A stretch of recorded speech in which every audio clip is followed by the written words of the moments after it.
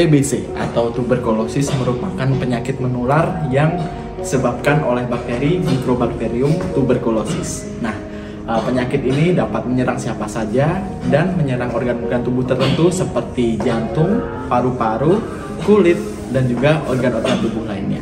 Lalu, apa itu stigma? Stigma itu terdiri dibagi menjadi dua, yaitu stigma internal dan stigma eksternal. Nah, stigma internal ini biasa disebut stigma diri. Pasien TBC yang mempunyai stigma diri yang kurang baik memiliki perasaan bersalah dan juga merasa malu akan jati dirinya di lingkungannya.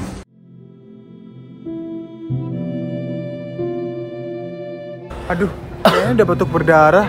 Kayaknya udah parah banget sih nih, Bim. Mending periksa ke dokter aja. Ayo, temenin yuk. Aduh, yaudah.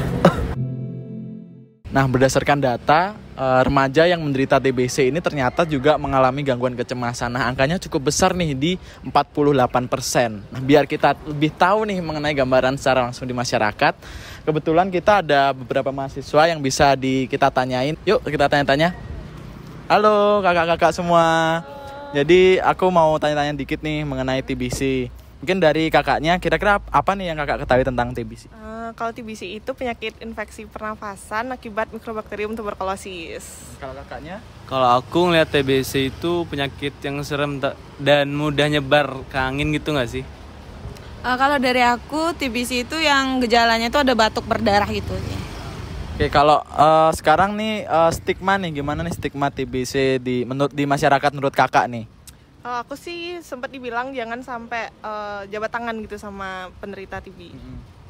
Kalau aku ngelihatnya kayak jijik gitu nggak sih? Sebisa mungkin ngurangin kontak sama penderita sih.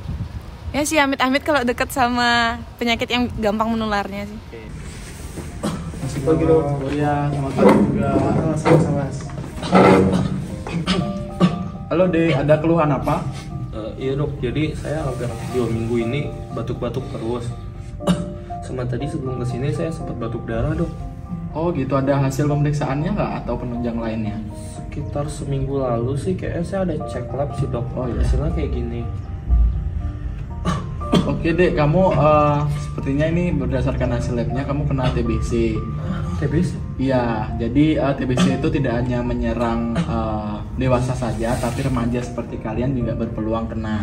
Nah, prevalensinya sepanjang tahun 2022 terdapat 969.000 kasus TBC yang terdeteksi dan terdapat 93.000 kematian. Nah, angka ini merupakan angka tertinggi sejak TBC menjadi prioritas nasional.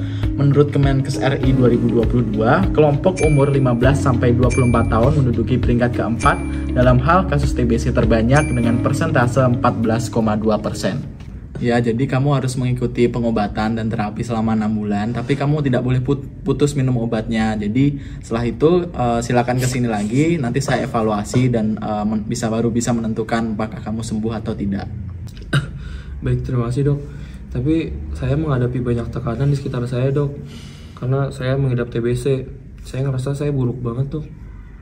Nah, nyatanya gangguan kecemasan dan depresi pada pasien TBC ini memberikan 2 dampak yang serius. Yang pertama adalah menurunkan kepatuhan minum obat, dan yang kedua adalah menurunkan keberhasilan pengobatan. TOS TBC, eliminasi TBC bersama teman sebaya. T. Tingkatkan peer education. Peer education mampu untuk menurunkan stigma negatif karena pertemuan ini berisi tentang keterbukaan informasi, kepatuhan pengobatan, gizi, dan hidup sehat. O. Optimalkan dukungan teman sebaya. Pasien TBC yang mendapatkan dukungan seperti rasa empati, tindakan kepedulian, dan ungkapan positif ternyata mampu meningkatkan keberhasilan pengobatan. S. Screening TBC. Screening memungkinkan deteksi dini sehingga pengobatan dapat dimulai lebih cepat, membantu pencegahan penyebaran TBC kepada orang lain. S. Sebarkan edukasi TBC. Media edukasi seperti poster mainkan peranan penting dalam bentuk opini publik, menghilangkan stigma, dan menciptakan lingkungan yang lebih mendukung.